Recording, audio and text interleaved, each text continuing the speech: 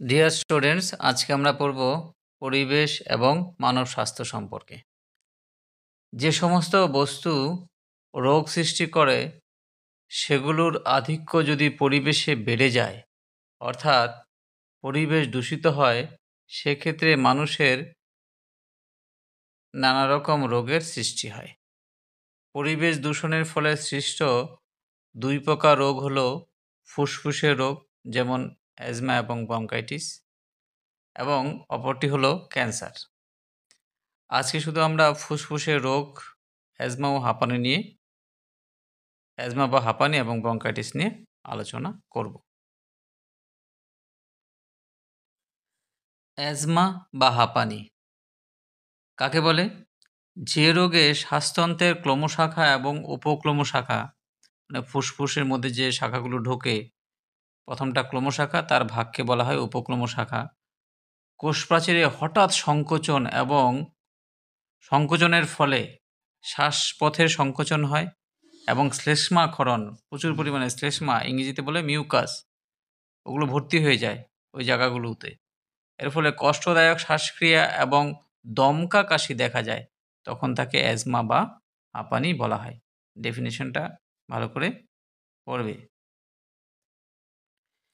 অ্যাজমার সৃষ্টির পিছনে কারণগুলো কি কি? প্রথম কারণটা হলো পরিবেশগত কারণ এবং দ্বিতীয় কারণটা হলো মনুষ্যসৃষ্ট কারণ। পরিবেশগত কারণের নাম্বার 1, হাঁপানি বা অ্যাজমার অন্যতম প্রধান কারণ হলো অ্যালার্জি। সরেও জফলা হতো বানানটা। অ্যালার্জি। প্রকৃতিতে উপস্থিত বিভিন্ন প্রকার অ্যালার্জি সৃষ্টিকারী উপাদান, যেমন ছত্রাকের রেণু, পাখি ও পোষা প্রাণীর লোম, উদ্ভিদের পরাগরেণু, বালিশে জমা ধুলো, ঝুল, সূক্ষ্ম কণাজাত দূষক প্রভৃতির সংস্পর্শে এলে হাঁপানি রোগটি হতে পারে। নাম্বার 2, পরিবেশ দূষণের ফলে সৃষ্ট ওজোন গ্যাস O3 এবং প্যান পারক্সি অ্যাসিটাল নাইট্রেট প্রভৃতি গৌণ দূষক। আমরা দূষকের ব্যাপারে পড়েছিলাম তখন প্যানের উদাহরণ দিয়েছিলাম, গৌণ দূষক। মোটর গাড়ির ধোঁয়া প্রভৃতির মাধ্যমে হাঁপানি হতে পারে। নাম্বার 3, ব্রঙ্কাস ও ব্রঙ্কিউলের ভাইরাস, ব্যাকটেরিয়া ও ছত্রাকের সংক্রমণ, মানে ইনফেকশন যদি হয়, তাহলেও হাঁপানি হতে পারে। এই কটা কারণ হলো পরিবেশগত কারণ। এবার চলে আসি মনুষ্য সৃষ্ট কারণে। মানুষের ঘরে বিভিন্ন কার্যকলাপের ফলে, যেমন ঘরে আমরা রান্নার সময় অনেক সময় কয়লা বা বাতিলের না, এটা হবে বা তেলের বসিনরও তেলের দহন, জ্বালানির কাজে যেগুলো আমরা ব্যবহার করি। যানবাহনের প্রতি ব্যবহার, স্পেলিং মিস্টেক হয়ে গেল, অতি হবে। যানবাহনের অতি ব্যবহার, কলকারখানায় প্রচুর স্পেলিং মিস্টেক, সৃষ্ট, কলকারখানা সৃষ্ট ধোঁয়া, তাড়াহুড়া করতে গিয়ে বানানগুলো ভুল হয়ে যাচ্ছে, অবশ্যই স্পেলিংয়ের দিকে খেয়াল রাখবে। ধোঁয়া প্রকৃতিতে উৎপন্ন বিভিন্ন রাসায়নিক পদার্থ, যেমন sulphur dioxide, nitrogen dioxide, carbon dioxide, carbon monoxide, benzene, isocyanide প্রভৃতি হাঁপানি রোগ সৃষ্টিতে মুখ্য ভূমিকা নিয়ে থাকে। এছাড়া অতিরিক্ত ধূমপানের ফলেও হাঁপানি রোগটি সৃষ্টি হতে পারে। এবার এই হাঁপানি রোগের লক্ষণগুলো কি কি? নাম্বার 1, ক্লোমশাখার মসৃণ পেশিগুলি সংকুচিত হয়। নাম্বার 2, ক্লোমশাখার শ্লেষ্মা ঝিল্লি থেকে মিউকাস ক্ষরণ বৃদ্ধি পায়, ফলে ক্লোমশাখার ভেতরের ব্যাস কমে গিয়ে বায়ু চলাচল কমে যায় ও শ্বাসকষ্ট হয়।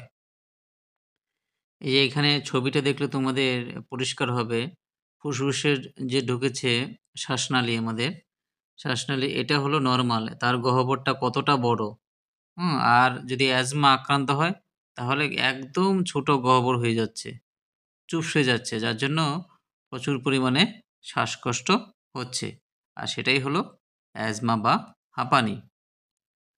এবার চলে আসি ব্রঙ্কাইটিসে। ব্রঙ্কাইটিস কাকে বলে? মানুষের শ্বাসপথের ব্রঙ্কাস ও ব্রঙ্কিওগুলির শ্লেষ্মা পর্দা বা মিউকাস পর্দার প্রদাহকে এখানে কি হবে? ব্যথা হবে। তাকেই বলা হয় ব্রঙ্কাইটিস। হ্যাঁ, ব্রঙ্কাইটিসের কারণ কারণগুলো কি?